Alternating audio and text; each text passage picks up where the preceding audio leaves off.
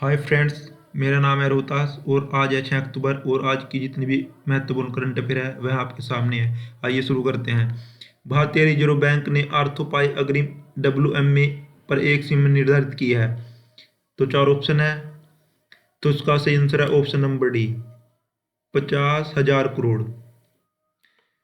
तो हाल ही में भारतीय रिजर्व बैंक ने WMA पर सीमा निर्धारित 50,000 करोड़ रुपए कर दिया है। WMA जो शॉर्ट टाइम के लिए लोन होता है, जो कि RBI द्वारा भारत सरकार को दिया जाता है उनकी जरूरत पर, और इसकी अवधि 90 दिन तक होती है। अगर इससे अधिक समय के लिए और लोन लिया जाता है तो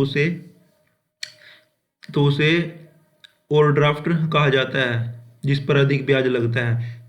देख लेते हैं। भारतीय रिजर्व बैंक और भारत सरकार ने वित्तीय वर्ष 2025-26 की दूसरी छमाही यानी कि अक्टूबर 2025 से मार्च 2026 के लिए आर्थोपाई अग्रिम WMA wave and means advance की सीमा 50,000 करोड़ निर्धारित की है। WMA waves and means advance यह अल्पकालिक ऋण शॉर्ट टाइम लोन है जो भारतीय रिजर्व बैंक भारत सरकार या राज्य सरकार को देता है ताकि वे अपने काम समय में खर्च पूरे कर सके। यह क्यों जरूरी है? कभी कभी सरकार की आमदनी रेवेन्यू और खर्च एक्सपेंडिचर के बीच कुछ दिन के लिए अंतर हो जाता है। जैसे यह अंतर कैसे होता है? जैसे टैक्स में पैसे आने में देरी हो गई लेकिन वेतन या सब्सिडी का भुगतान तुरंत करना है। ऐसे समय में RBI सरकार को WMA way and means advance के रूप में अस्थायी मदद देती है, और इसकी अवधि 90 दिन तक होती है। अगर सरकार इस अवधि में पैसा वापस नहीं कर पाती और सीमा से ज़्यादा उधार ले लेती है तो उसे ओवरड्राफ्ट कहा जाता है। ओवरड्राफ्ट यानी कि जिस पर ज़्यादा ब्याज की दर लगती है। Next question. भारतीय सेना ने 14 से 16 अक्टूबर 2025 तक संयुक्त राष्ट्र सैन्य योग्यता देशों यूएन ट्रोप कंट्रीब्यूटिंग कंट्री UNTCC के प्रमुख के सम्मेलन की मेजबानी कहाँ करेगी? तो भारतीय सेना UN ट्रोप कंट्रीब्यूट कंट्री के प्रमुख के सम्मेलन की मेजबानी करेगी। यह कहाँ होगा? दिल्ली में। तो option A is right answer, नई दिल्ली। इसका आयोजन 14 से 16 अक्टूबर तक 2025 तक होगा और यह स्थान नई दिल्ली में होगा। इसका आयोजन भारतीय सेना करेगी। इसका उद्देश्य संयुक्त राष्ट्र शांति अभियानों में भागीदार देशों के बीच संवाद और सहयोग को बढ़ाना है। तो ये कब से कब तक होगा? 14 से 16 अक्टूबर 2025 तक। Next question. Grand master P Inian ने 62वीं राष्ट्रीय शतरंज चैंपियनशिप जीती है। यह किस राज्य से है?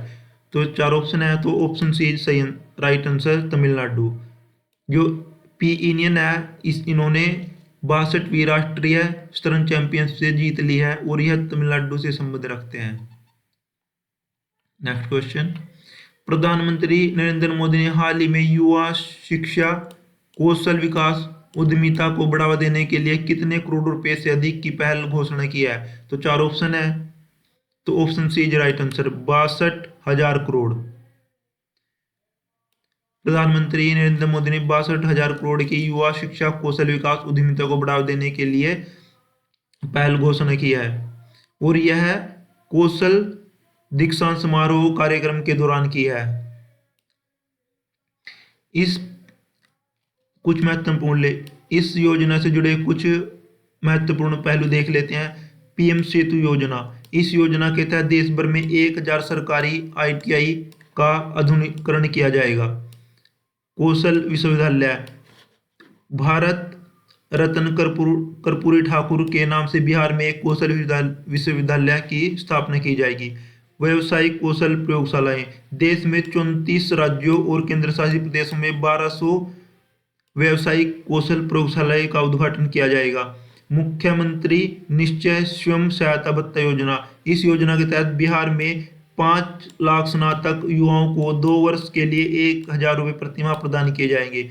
यह पहले युवाओं को कौशल विकास, शिक्षा और रोजगार के अवसर प्रदान करने के लिए महत्वपूर्ण कदम है।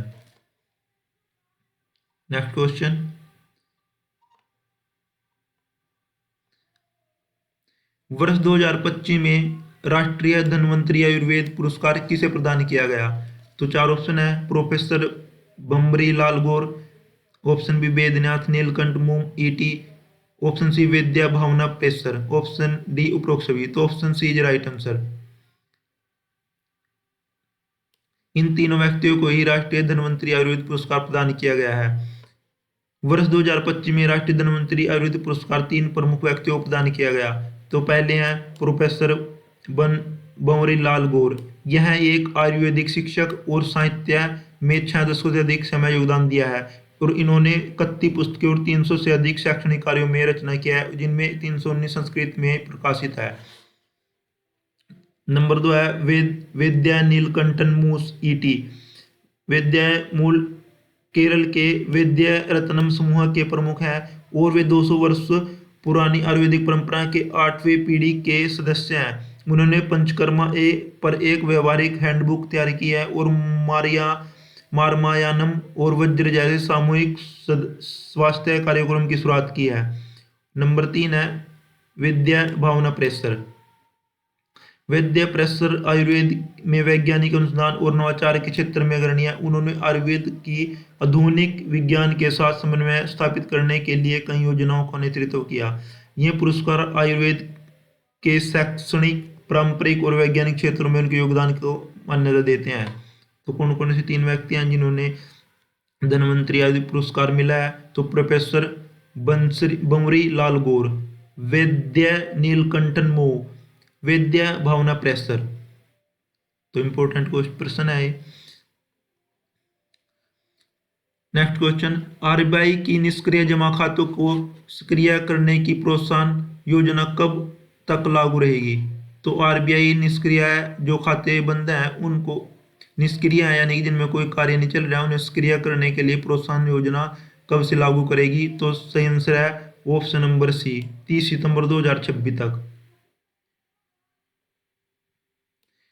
आरबीआई की यह योजना 1 अक्टूबर 2025 प्रभावी होगी और 30 सितंबर 2026 तक लागू रहेगी ताकि बैंकों को निष्क्रिय जमा खातों को सक्रिय करने का पर्याप्त समय और प्रोत्साहन मिल सके। आरबीआई की निष्क्रिय जमा खातों को सक्रिय करने की योजना का उद्देश्य क्या है? तो इस योजना का जो ऊपर दिया है इसका उद्देश्य पूछा गया है। तो बैंकों की नकदी बढ़ाना, निष्क्रिय खातों की संख्या कम करना, केवल बड़े ग्राहकों को लाभ देना। तो option B is right answer, निष्क्रिय खातों की संख्या को कम करना। यह निष्क्रिय जमा खातों को सक्रिय करना इस योजना का मुख्य उद्देश्य है। निष्क्रिय जमा खातों की संख्या को कम करना इस योजना का मुख्य उद्देश्य बैंकों में लंबे समय से निष्क्रिय पड़े खातों को सक्रिय करना है। इसके तहत बैंकों इन खातों को सक्रिय करने पर प्रोत्साहन राशि प्राप्त करेंगे। तो बैंक है इन्हें सक्रिय करने पर प्रोत्साहन राशि प्राप्त करेंगे। केवल न ही बैंक इससे न केवल बैंकिंग सिस्टम की दक्षता बढ़ेगी बल्कि ग्राहकों को भी अपने खातों का लाभ उठाने का अवसर मिलेगा। नेक्स्ट क्वेश्चन, भारत के डीआरडीओ द्वारा विकसित ध्वनि नामक hypersonic guide vehicle HGV missile के बारे में निम्न में से कौन सा कथन गलत है? तो चार ऑप्शन दिए गए हैं। इसकी अनुमानित गति लगभग 7400 किलोमीटर मानी जाती है, यह तो बिल्कुल सही है। इसकी अनुमानित गति 7400 किलोमीटर है। इसका परीक्षण 2025 के अंत तक करने की योजना है, यह भी सही है। इसकी प्रभावी रेंज लगभग 6000 से 10000 किलोमीटर के बीच है, तो ये भी सही है।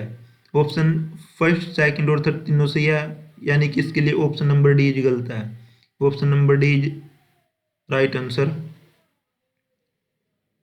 डीआरडीओ ने आधिकारिक रूप से यह घोषणा कर दिया कि 2080 तक पूरी तरह परिचालन तंत्र पर ला दिया जाएगा, यह ऑप्शन गलत है। बाकी ऊपर के तीनों जो है वो सही है। भारत में मिट्टी के ज्वालामुखी मूड वोल्केनो कहाँ पाए जाते हैं? तो चार ऑप्शन है, तो इसमें right answer is B, Baratang द्वीप, अंडमान। तो मिट्टी के ज्वालामुखी होते हैं ये, यानी कि इनके फूटने पर लावा इकट्ठा नहीं होता बल्कि जो मिट्टी और दलदल और गैसें जो है विकसित होती है जब यह फूटते हैं और यह बहुत बड़ा एरिया मिट्टी के रूप में जमा कर लेते हैं। भारत में सक्रिय मिट्टी की ज्वालामुखी केवल बाराटांग द्वीप समूह में पाए जाते हैं। ये भारतीय उपमहाद्वीप में एकमात्र ज्ञात मिट्टी के ज्वालामुखी है, यानी कि मिट्टी ज्वालामुखी है, इनके फटने पर ज्वाला ज्वालामुखी इनके फटने पर लावा इकट्ठा नहीं होता बल्कि मिट्टी और दलदल इकट्ठी होती है। हाल ही में कौन सा देश नाटो पाइपलाइन प्रणाली फ्यूल पाइपलाइन नेटवर्क में एकीकृत होने की दिशा में कदम उठा रहा है? तो 4 ऑप्शन है, तो option A is right answer, Poland. Poland ने एक पारंपरिक समझौता किया है अपनी ईंधन पाइपलाइन प्रणाली को विस्तार करने के लिए, ताकि वह नाटो के सेंट्रल यूरोप पाइपलाइन सिस्टम सीईपीएस से जुड़ सके। यह परियोजना लगभग 20 अरब जेलोटी करीब $5.5 बिलियन की है, जिसमें लगभग 300 किलोमीटर की पाइपलाइन बनाई जाएगी जो जर्मनी पोलैंड सीमा से पोलैंड के बायोडोंगज शहर के स्थित पीईआरएन डिपो तक जाएगी। तो यह जर्मनी पोलैंड सीमा से पोलैंड के शहर तक जहां जहां पीईआरएन डिपो स्थित है वहां तक जाएगी।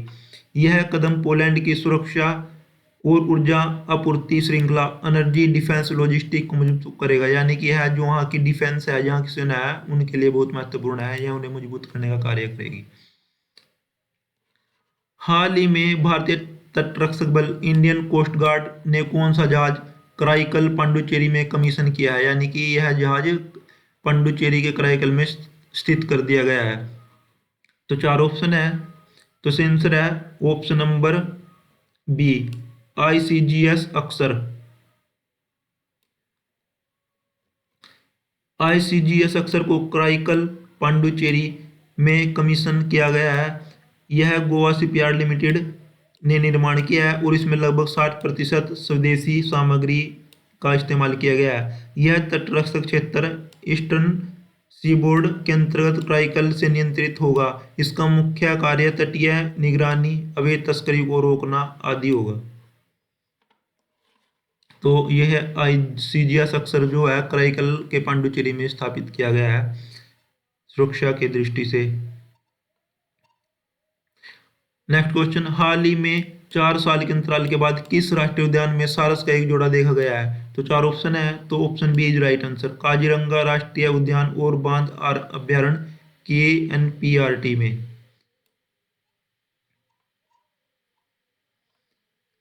काजीरंगा राष्ट्रीय उद्यान असम में स्थित है। वन्य प्राणी जीवों और खासकर वन्य सारसों के लिए प्रसिद्ध है। 4 साल के अंतराल के बाद वहां सारस का एक जोड़ा देखा गया जो क्षेत्र में जैव विविधता की स्थिति और परिस्थिति तंत्र के सेहत को दर्शाता है। अक्टूबर 2025 में भारतीय बैंकों में चेक क्लियरेंस प्रक्रिया में क्या बदलाव हुआ है?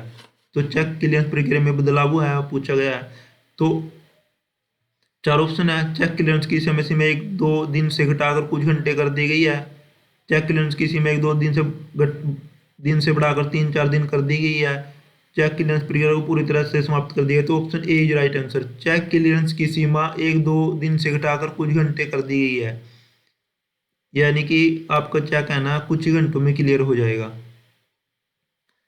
चेक क्लियरेंस की सीमा 1-2 दिन से घटाकर कुछ घंटों में कर दी गई है। भारतीय रिजर्व बैंक ने 5 अक्टूबर 2025 से चेक क्लियरेंस प्रक्रिया को तेज करने की एक नई व्यवस्था लागू की है। अब चेक 1-2 क्रम दिवसों के बजाय कुछ घंटे के भीतर ही क्लियर किया जाएगा। यह बदलाव आरबीआई द्वारा बैच आधारित चेक ट्रांसैक्शन सिस्टम CTS को बदलाव रियल टाइम नियंत्रित क्लियरिंग और 10 AM से 4 AM के बीच घंटों वार निपटान के रूप में लागू किया गया है। इससे लेन देन की पारदर्शिता बढ़ेगी और नकदी प्रवाह में सुधार होगा। यह किसी चेक की प्रमाणिकता 7 PM तक पुष्ट नहीं होती। यदि किसी चेक की प्रमाणिकता 7 PM तक पुष्ट नहीं होती तो उसे ऑटो क्लियर कर दिया जाएगा। यह प्रणाली 2 जनवरी 2026 तक चरण 1 के रूप में लागू रहेगी और 3 जनवरी 2026 से इसे चरण 2 में परिवर्तित कर दिया जाएगा, जिससे पुष्टि का समय घटाकर 3 घंटे कर दिया जाएगा।